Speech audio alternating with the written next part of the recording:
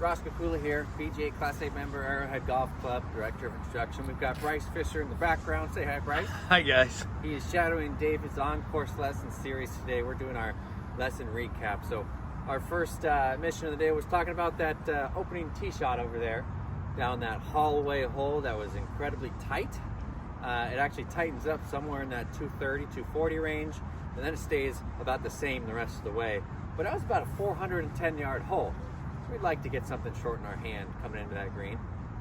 So David had been playing that hole kind of with this old school tactic of, I'm going to hit the straightest club in my bag in hopes that I can get the fairway and hit it on. But David is not the straightest player, but he is one of the longest players that I know. So on that hole, our strategy is not necessarily, I must find the fairway. Well, guess what? Not many people find that fairway. What we need to do is utilize this distance there, bomb and gouge the hole, take that risk reward, because every time he hits a great drive with the driver, huge reward flipping a 60 into that green versus hitting the fairway with a 4-iron and having a 7-iron into that green, or even worse, missing the fairway with the 4-iron and having to figure it out from there. Which is usually what happens. Yeah. And then we talked about the adaptive bunker shot, long bunker shot. Yes. So David tends to use his 60-degree quite a bit from the bunker, which is fine. Two styles of players: use one club all the time, or learn to adapt different clubs to match trajectories and run out.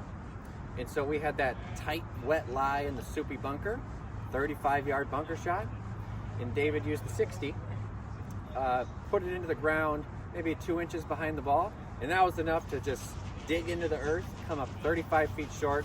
David's making a bogey unless he makes a ball.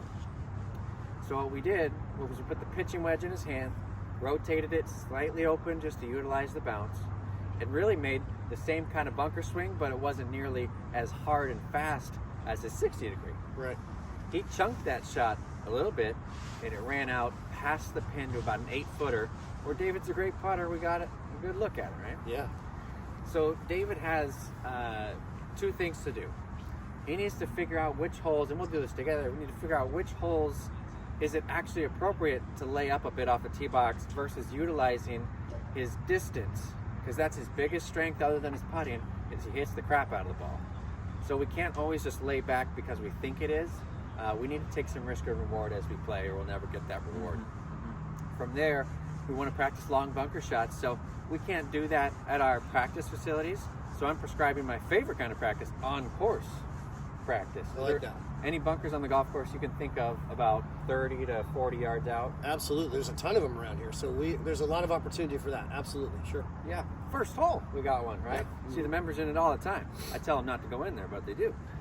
We can just pull a pitching wedge into that bunker and try hitting shots to the front shelf of that green, to the back shelf of the green, and really figuring out, am I better at this with my, because you use your 60, am I better at this with my sand, my gap, my pitch? We could try a 9, but really it's kind of like running your own experiment and seeing how many out of 5 can I get on here with the sand, how many out of 5 with gap, how many out of 5 with P and 9, and creating your own experiment, your own data, and then following whatever it tells you to do. Right.